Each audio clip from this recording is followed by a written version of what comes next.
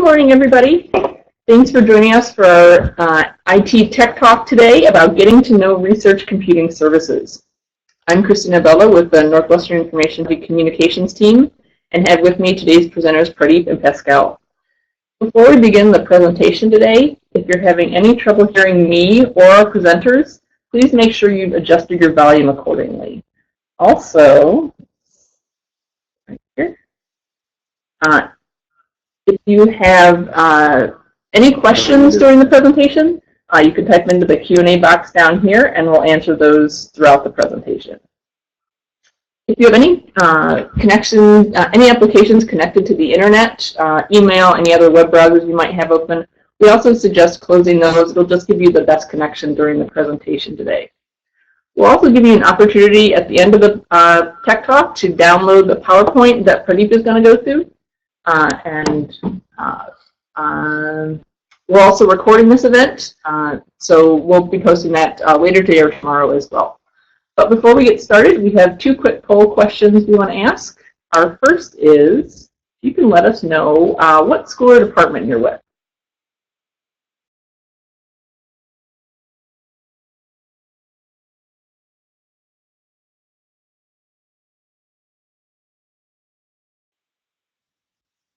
Okay, so I'll give you all a moment to answer that question. But we've got a mix of areas so far. Great, so I'll give everybody another moment to answer that question. We have a couple people as well.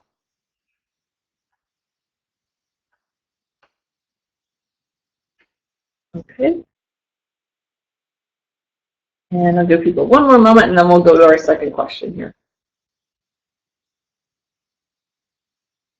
All right. And the second question is, which topic are you most interested in learning about today? And this will just help us kind of guide the presentation today. You can select one of these options. We're going to go through all of these, so don't worry. We're definitely going to be covering all of this information during the presentation. All right. So the options, obviously, data computing, storage, networking, visualization, and we have some additional information about proposal support as well. So I'll give you all a moment to answer that question.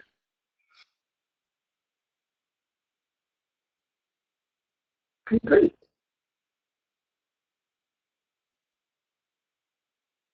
All right, fantastic. And with that, I am actually going to hand it over to Pradeep and Pascal. Thank you, Christina. Hi, my name is Pradeep Sukumar. I'm a senior high-performance computing specialist. I have with me Pascal Pascos, who is also a senior high-performance computing specialist. And the title of this presentation is Get to Know Research Computing Services.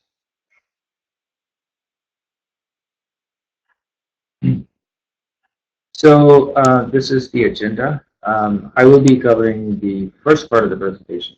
So I'll start with an overview of research computing services, who we are, what our services are, and then I'll be talking about the research data networking, research computing, and then Pascal will be handling the data storage, the visualization, proposal support, and training and outreach. So just a basic overview of research computing services. We are a core group of consultants.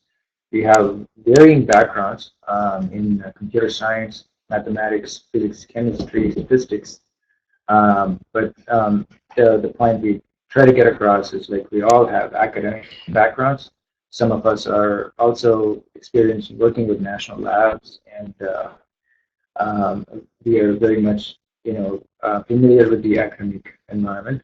Our services include high-performance computing, visualization, data analysis, storage system software, training, and consultation.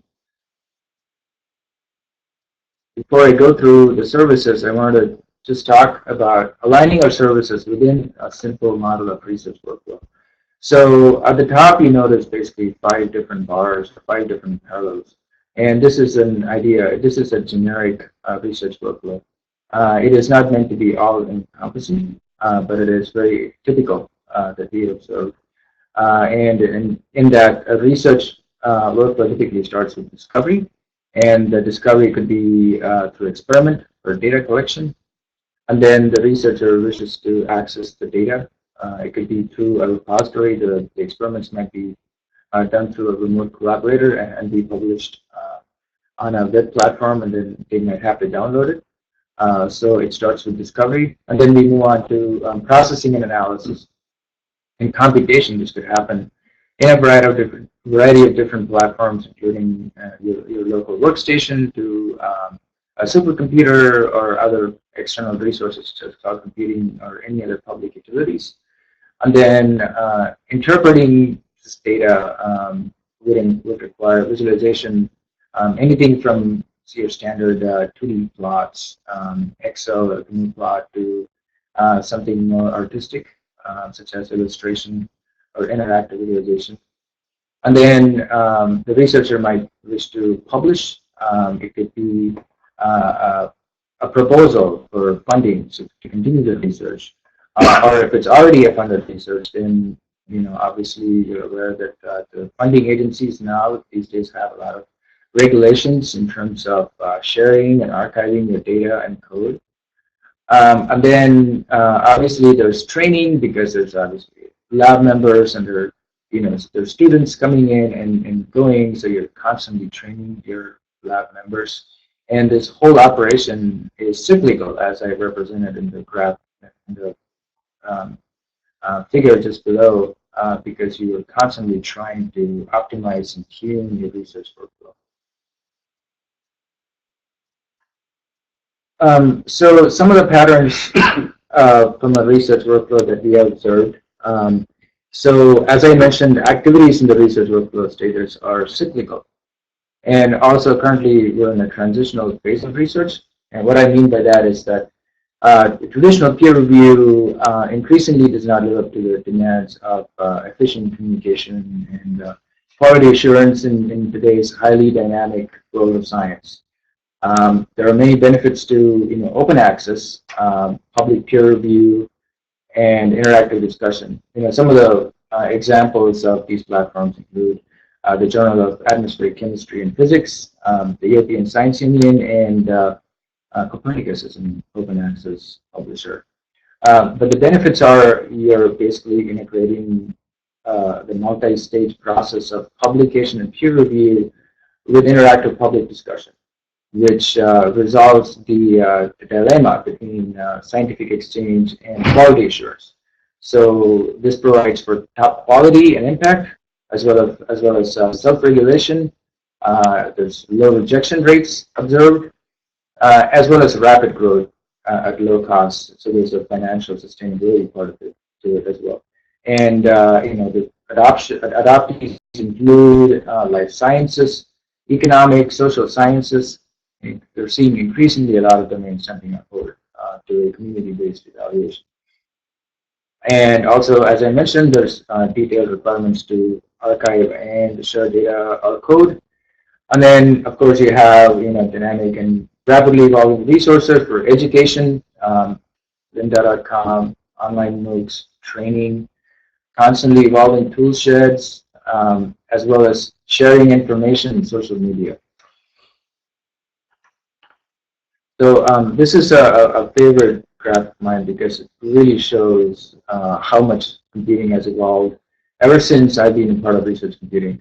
And on the top, what you're seeing is Moore's Law, and very simple level. It's basically predicts the doubling of computing power every 2 years, and this is the standard since the 1970s. And then overlaid with that is the cost of genome sequencing, and ever since the Human Genome Project, the cost of sequencing has been dropping. Mm-hmm. And then now you see basically that data is outpacing technology. So in the last 5 years or so, the computing power or the computing speed, the clock speed, has not changed at all. And there's a reason for that. So in terms of how all of this that I stated, how this affects research computing, the semiconductor industry will soon move on from Moore's Law. So we're no longer trying to find the computer with the maximum computing power. no longer because its data collection is outpacing the computing power roadmap. So also for me, myself personally, when I started this job, it was more of a desk-based support role, and now because science is evolving so rapidly, there's an outreach element to it that I cannot understate.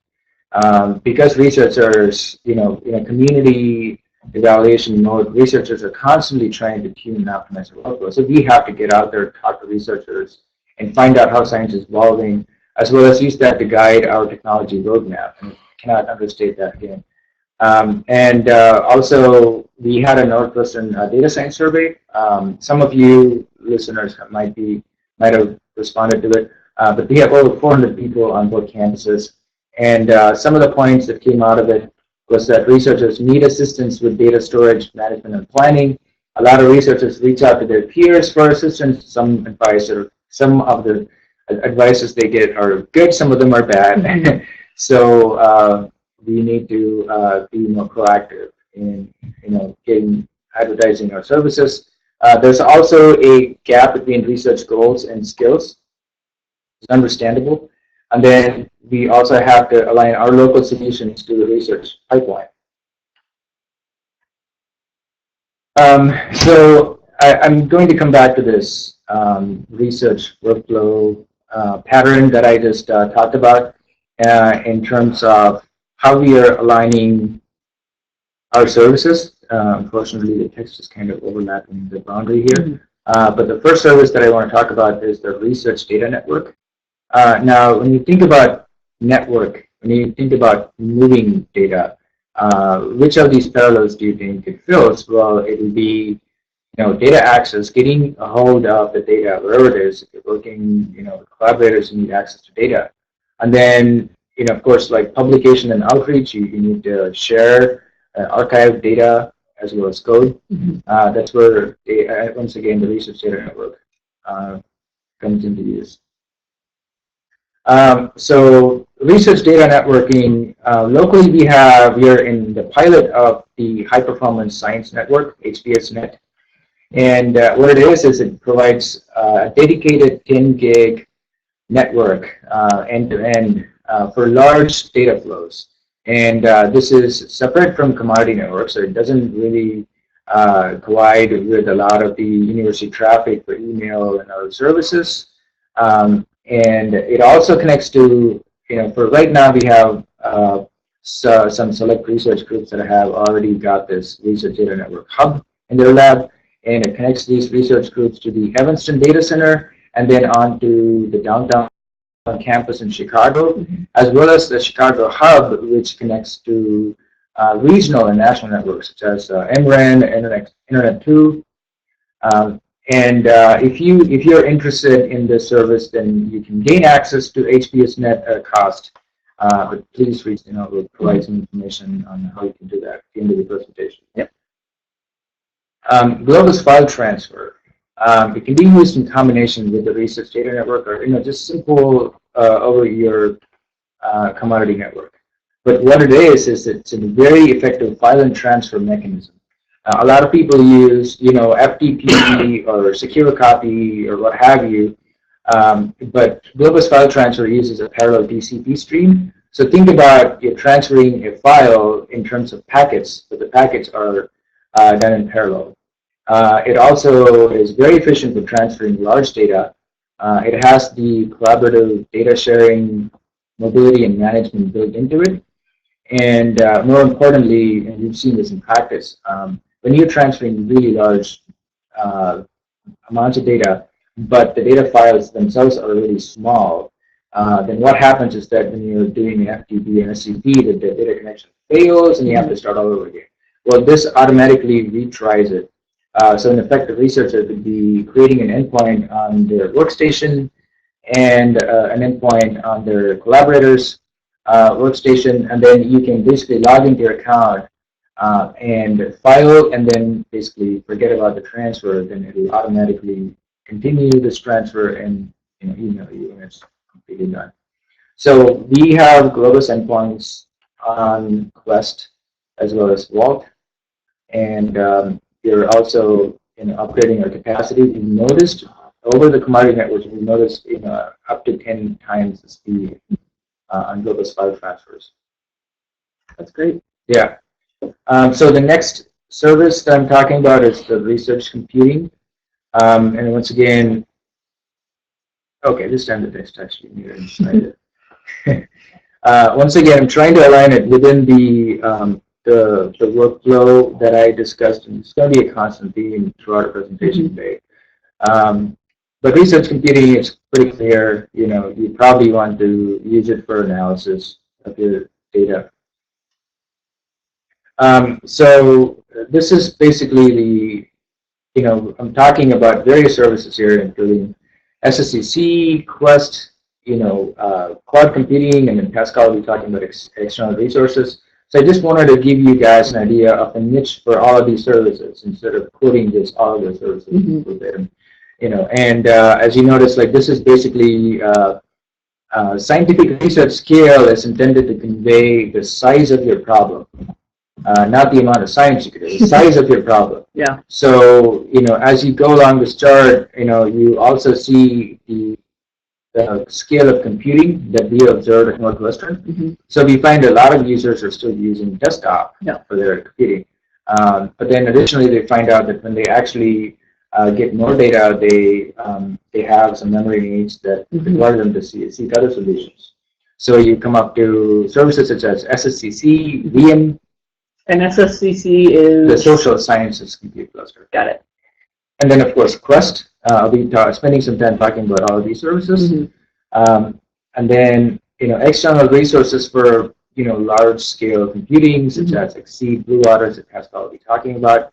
The cloud computing is dotted because the potential of cloud is largely untapped. But I still do want to spend some time talking about, some of the pilots that we've been working on, and cloud is actually a very important part of our future roadmap. Yeah.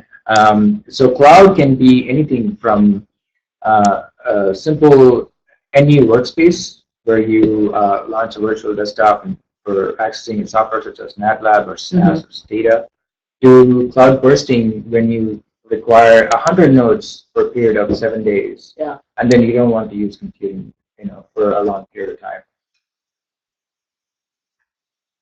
So, our first platform is Quest. Currently, we're about 458 nodes and 8,800 cores. We are in the midst of several planned Quest refresh that'll be ongoing. That will change the capacity by another 184 nodes and 5,052 5,000 cores. Some of the cores are just going to be replacing some nodes that are running out of warranty. And more importantly, our disk subsystem is going to be upgraded by order of magnitude, by 169 terabytes right now to about 1.4 petabytes. Wow. Which might seem like much, but I'm pretty sure it's we're going to have users scale up their research to that. Well, it's capacity. Like the idea of information expands to fit the space allowed. Exactly. So. Exactly. But also, just for people who are not familiar with Quest, we have about 50 departments from from all the 4 schools that are users in Quest. We support applications from a wide variety of disciplines. Astrophysics, biomedical engineering, genomics, social sciences. We're increasingly seeing a lot of users from social sciences. A lot. And we have access to a lot of software. We support applications that are CPU bound, IO bound, what have you. So how can somebody access Quest? So we have, for basic access, we have 3 different models. We have the development allocation. If you're just wanting to get an account on Quest really fast, and if you want to see if your workflow is going to if you're going to benefit from Quest, then you can get a development allocation. The turnaround time after you apply is about 2 days maximum. You can use it for testing and benchmarking your application. And then the education allocation is used by professors for classes. And then the research allocations is primarily the main allocation type that researchers use for grants and funding. You can get over 250,000 service units. A service unit is 1 core hour on one computer or one processor. So this is basically, you know, a proposal. You have to submit a proposal with a computational plan and methodology, and you know, reviewed quarterly by a committee of faculty members. Pascal will be talking a little bit about the proposal support later. There's also the dedicated access and buy-in model. The price I've listed here is 8,457 per node for 5 years from the date of install. This is subject to change because, as I mentioned, we are going to have a few request refresh going on. But in the traditional model, you get the guarantee is that your job will run 4 hours after you submit, so that we're trying to maximize the usage on Quest. So when somebody has a full access node, they're not using it, then we throw it over to the short keys so people can benefit from running jobs on these nodes and they're not being utilized. Got it. But there is, you know, there are users that don't want their node to be used for the short jobs, but we have an unsubsidized 24-hour access. No basic jobs can run on these nodes. And we also accommodate special purchases, and that could include like just big login nodes. You know, depending on your application, you might need a big login node. And then GPUs for running CUDA programs, OpenCL. High memory nodes have been requested and installed. It really depends on, you know, what you want and what kind of a platform you want to use Quest for. And then the social sciences computing cluster.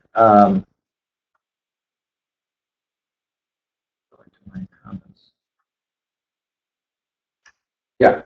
So this is a cluster that's really geared towards a non-HPC type demand. So the idea is that with Quest, you know, somebody could run a single job that will scale across multiple nodes and multiple cores.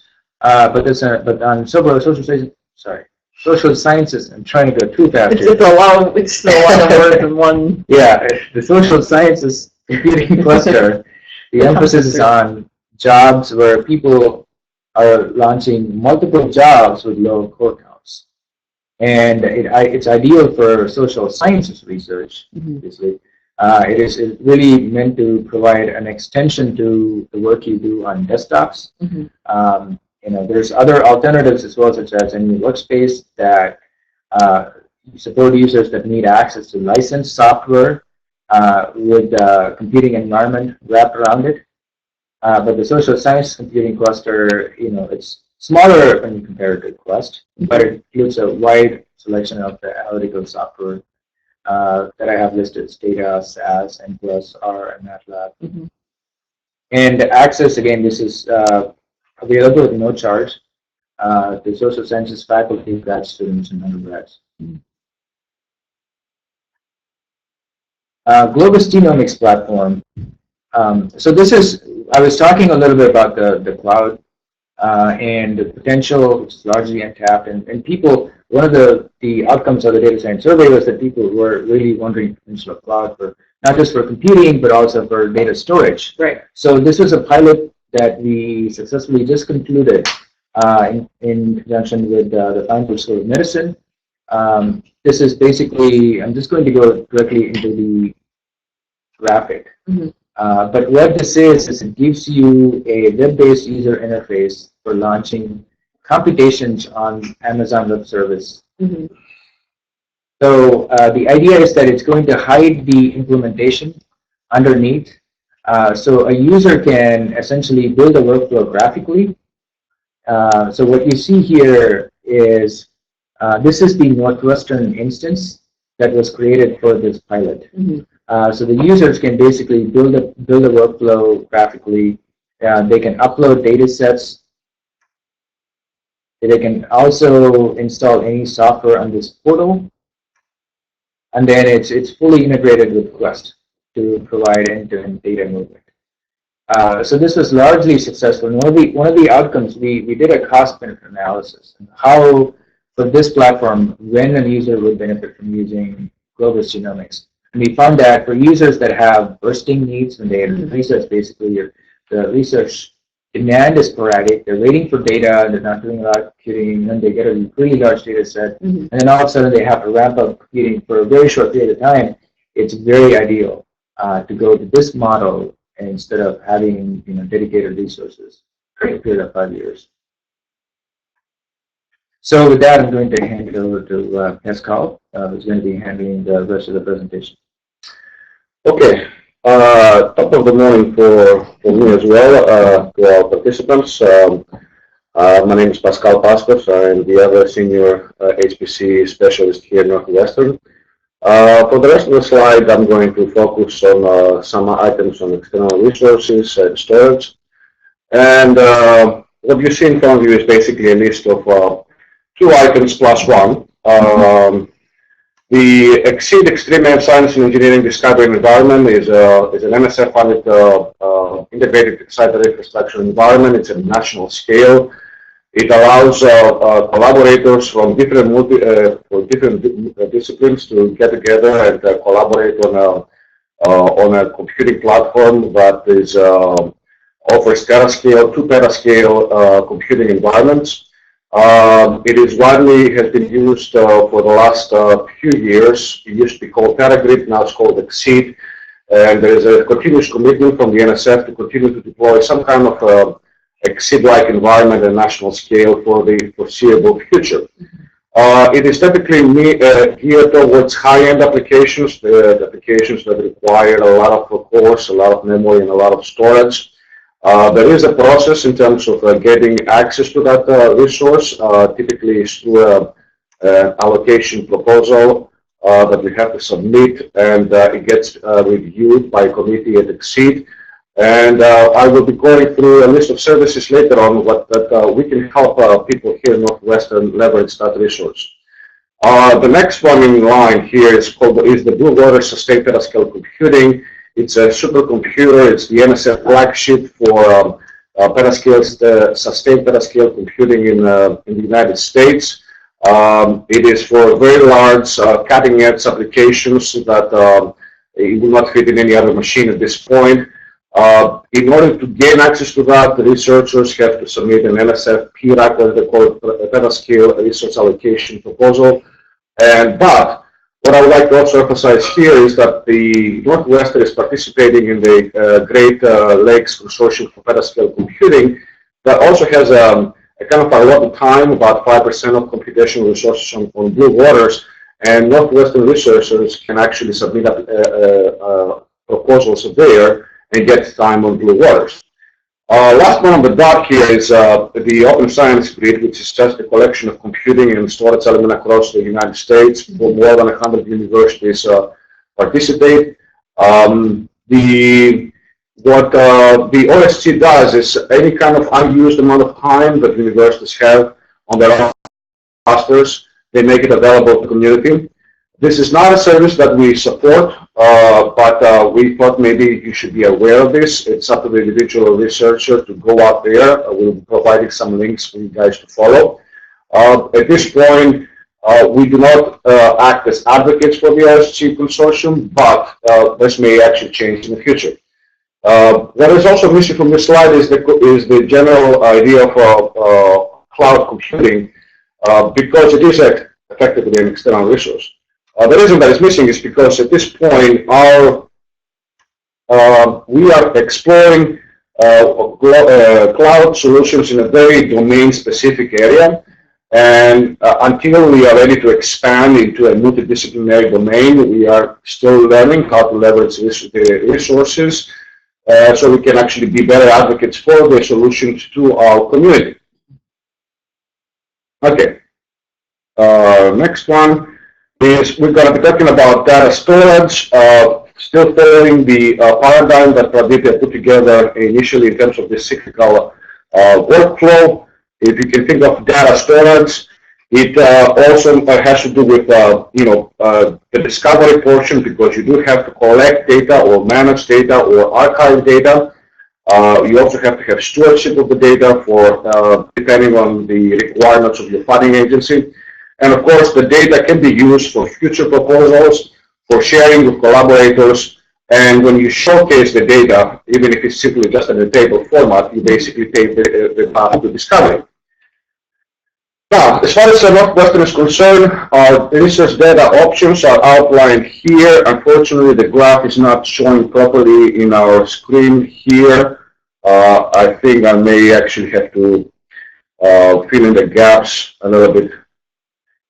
And I'll just mention the correct version will be available that people can download. So the information that Excel is going to it is showing. It's just a little bit cropped here. Anyway, so we have basically three main items to discuss. We have Northwestern Box. I think a lot of the community out here in Northwestern are aware of the Box solution, which is for documents and sharing files with their collaborators. Is a very versatile platform at which you can share data.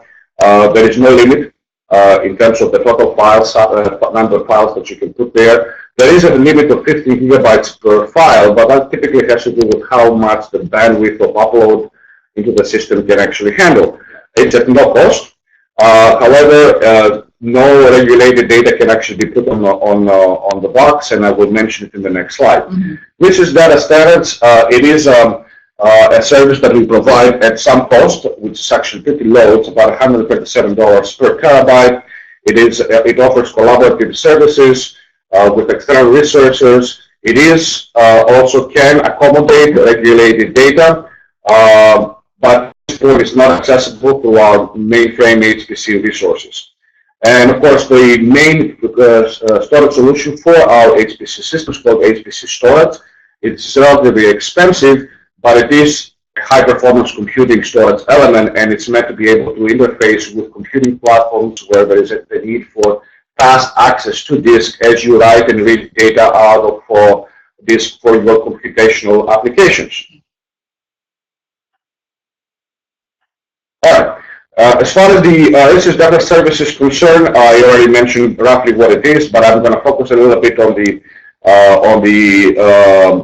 what it is that we do here. It's desktop mountable. That means you can mount that drive into your desktop, and you can simply slide the data into that storage domain. It is capable for handling and allowing you to do HIPAA compliant data.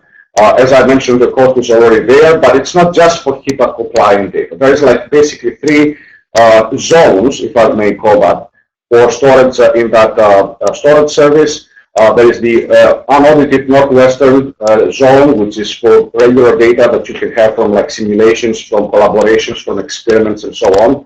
There is a portion of this is for regulated data. We mark it as audited.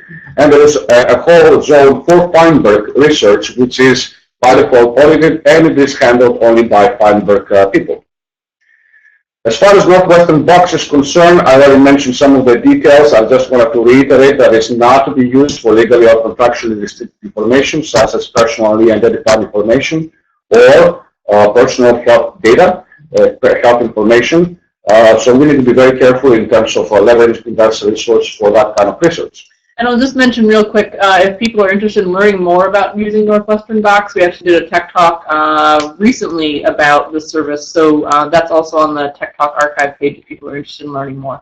Moving on, there is a requirement for a lot of research workflows for having in place a plan for how you manage your data. And the university, through the Northwestern University Library, provides tools that the researchers and the academic community can use for making a data management plan.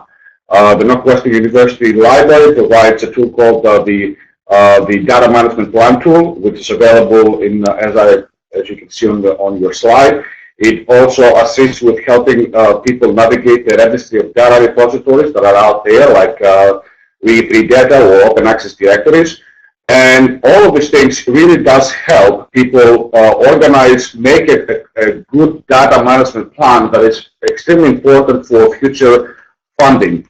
The NSF will require you, for example, to have a whole section where you basically document what is your plan for stewardship of the data after the simulations and the gathering of the data happens, you are required to leave your data, for example, for a period of 5 years. I mean, do you have a cyber infrastructure element that you can actually safely store the data there for that duration? And so we and the Northwestern University Library do provide assistance. Please reach out to the Northwestern Library to ask more questions, and you will be paired with with professionals that can guide you through this process. All right, moving on to visualization. Again, following the paradigm of the matrix that Pradeep mentioned earlier, when you think of visualization, you're thinking of not only interpretation of the data, but also as a means of communicating the context of the data to your collaborators and the rest of the scientific community, and of course, to the public.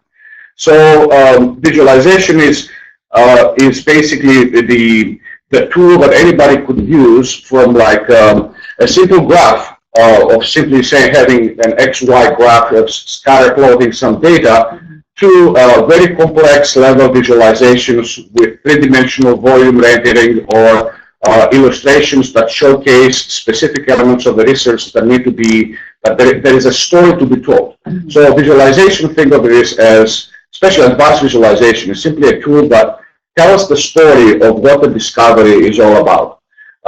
In Northwestern University, we provide advanced visualization services that span the gamut of, as I said, from the very simplest one to the very complex one. The service can provide assistance with interactive visualization, where researchers can go and immerse themselves into the data and navigate within the domain that these visualization data describe. The services can also provide animation services, where a sequence of frames of an evolution type problem can be demonstrated. So the history of the data collection can also be showcased. Illustrations for public, for journals or for posters or for talks can also be, we can also facilitate that service as well. Of course, there is also custom visualization, which is when a researcher comes to the services and says, I have this output of the simulation, and I want to basically create a whole new visualization to showcase my research. The experts within the advanced visualization services will be able to not only assist you, but bring the best of the tools in the business to assist in showcasing that research. Here are some examples that we have had a tech talk about this, I believe, Christina, which I think they show some illustrations and animations of proteins and neurological and neurons firing within the brain. Mining the time, I will just move directly to the next item, which is training. If you think of training, again, it spans the entire gamut of these metrics. Training can be used to enable discovery. Training can be used to enable a young or even a researcher keep up to par with how to do the best of analysis out there, utilize the best tools, the most efficient tools, the most cost-effective tools. It also, training helps you have perspective in terms of interpreting the data. It can be used to hone your skills in making your best proposals possible, so you can actually get the funding and grow your group and support your students and get the equipment that you need. And overall, of course, it has an educational element. Because after all, this is a university, and education is number one in our to-do list, where the young minds of the future are being trained to use the technologies of today and the technologies of the future as well. So I'm going to move to something that pertains to education that we provide as a service, which is proposal support. Proposals are at the cornerstone of scientific discovery. We write proposals in terms of requesting resources, requesting money for faculty or students, and our services are mostly geared towards assisting in proposals that request computational resources and data maps. I mentioned earlier that there is resources in Exceed that the community can leverage. The main or Quest, like Pradeep mentioned earlier, these kind of proposals have a large segments of large technical segments, and we can actually help with writing those segments, for example, what kind of resources you should use, where you should request time, let's say in Exceed, profile the codes that you are about to use, find out if it even makes sense, because there is a lot of computational tools out there that do not really scale to the amount of cyber infrastructure capacity that Exceed or data scale computing in Blue Waters have. And please reach out to us if you are thinking of scaling your research to an external resource or an even bigger resource, and we can assist you. We can work together in determining what is the best course of action, how to actually write those technical aspects into the proposal to maximize likelihood of getting it allocated. We can also, of course, once you get the proposal in and you get funded or you get allocated, we can assist specifically in the Exceed side with actually manage that allocation.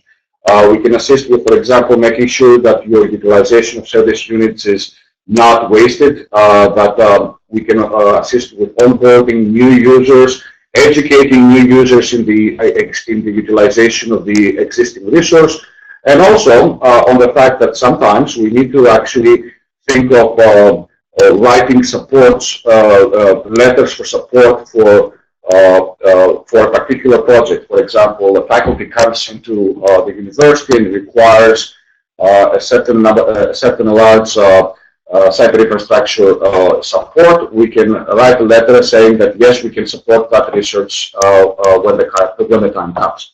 And also budget planning for reporting, for spending money on computational resources. All of these things are services that we provide to different degrees, of course, but we are there to help you. And if we cannot help you, we will find somebody who can. Great. And as far as training for educational purposes is concerned, we provide three main areas, three main resources here. The Researcher's Toolkit is just a workshop series that is designed to help Northwestern researchers. Its focus is in improving scholarly productivity and efficiency. It's held in the garage. I think there is an upcoming one soon, right? Right? There is the Computational Skills for Informatics. It's held downtown in the Gatler Health Science Library. The topics include mostly in bioinformatics and items in like Bash Shell or Python, GitHub and stuff. And of course, there is an overlap in all this training, but it's also the workshop, for example, software carpentry has areas on R, GitHub, Python, Bash Shell, and we have offered in the past other workshops. Now, this is not really fixed. That means that we can design a training course, a training outreach effort for a specific group or a department if it means that the community there is really asking for a particular product. So again, even for training purposes, it's not just what we offer, but we will be glad to work with individuals, with schools, with specific research groups to design material that we can present to an audience, and so they can better be informed of the trends both in software and technology, and they can become more productive in their research. I'm going to tie this whole thing together with this position of the research lab engineer. As Pradeep mentioned at the beginning, the whole process is cyclical, and so there is an underlying functionality here that ties the cyclical nature of research altogether.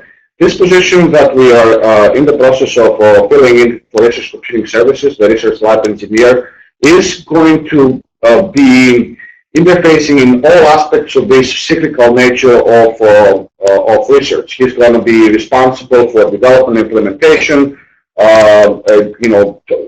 He can assess research requirements.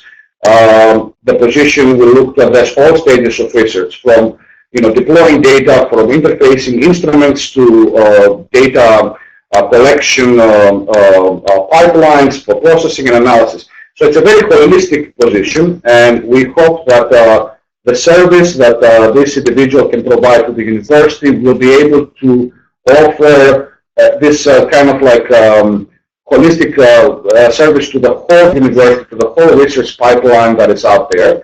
And we are in the process of filling it in, and we're very excited to be in a position to have this individual assist individual groups, schools with their research workflows. The last but not least is part of our commitment in serving the Northwestern University research. We have the annual Computational Research Day. It's a symposium to showcase computational research at Northwestern. This year is held on April 19, 2016. We have our guest keynote speakers is Manuela Veloso from Carnegie Mellon University, and Iqbal Ashar, who is the Senior Vice President in Engineering and Global Product Development in Motorola. We have several Northwestern faculty and professional speakers from traditional and non-traditional computational fields. And we also have a poster competition, data visualization challenge, and of course, we're never going to let go of the concept of the cocktail reception again. So we are inviting you, all of you that are participating here today, to join us in the Computational Research Day. It's a celebration of the achievements. It's a collaboration for future understandings of where the trends go and what we can do to better highlight the successes of the Northwestern computational community. And if you want to know more about what we do, what services we provide, here's our website. It's listed on this slide here. The Northwestern Campus Champions, these are people that assist, specifically me, myself and Pradeep, assist people in being to onboard people at the Exceed resource. Send us an email to consult@northwestern.edu, and we will be glad to discuss your project and help you get started on Exceed. Some resources for external that you can, Google is your friend, as they know, so you can actually just Google all these things and you will find them online. But these are valuable resources for the academic and the research community in Northwestern to go out and explore possible solutions that may fit their research workflows. Great. And I think we are done as far as the slides is concerned. Christina? Yeah, we actually did have one great question. Somebody asked about the software trainings. Where can they find out more about those? Where can they sign up? Is that all on the research website? Yeah, so there's the link that Pascal talked about, the research computing landing page. If you follow that link and then go to research computing services, we have a link for training events. Got it. So that actually talks about the research toolkit, the computational skills for informatics. But in short, as I think Pascal talked about this, the researchers toolkit is actually on Wednesdays at the garage over lunch. Okay. We also provide pizza for attendees. Very nice. We've always been a big draw. And then the computational skills for informatics is held at the Galter Science in the Chicago campus. Do you provide pizza? No. This is something we need to improve. Right. Well, yeah. And then the software carpentry has been in the past held on both campuses. Okay. Is there an opportunity for web or online training as well, or is that something that people can contact you and you might be able to advise? Yes, yes. I mean, please reach out to us. Depending on what you require training in, we might be able to provide you a resource.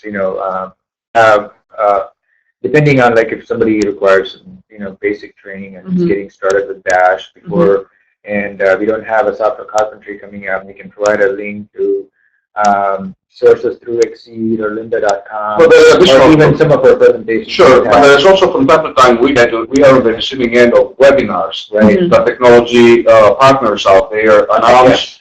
They don't really make it to the rest of the community, but we would be happy to share those with them on our calendar so that people can sign up and listen to their webinars. We have a very wide gamut of range of topics to cover, from pure technology to software like Intel or storage solutions and stuff. Great. And I think also on the research computing website, again, that link at the top, there's a link to sign up for the research listserv as well, which has a lot of that information, upcoming events that can help as well. That's true, yes. Okay. All right, great. Let's see. If there's any more questions, again, people can keep sending those in. We're going to wrap up here quickly.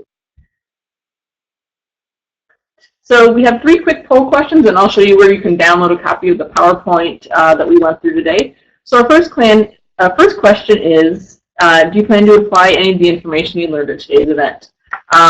Again, there's a lot that we went through, and depending on your area and what research you do, you know, that might be a question. But again, the team is always open to answering questions and helping you figure out how you can apply the information we talked about in your area, whether it's finding the best way to store your data, the best networks to use, or you know, how to communicate your research through visualization.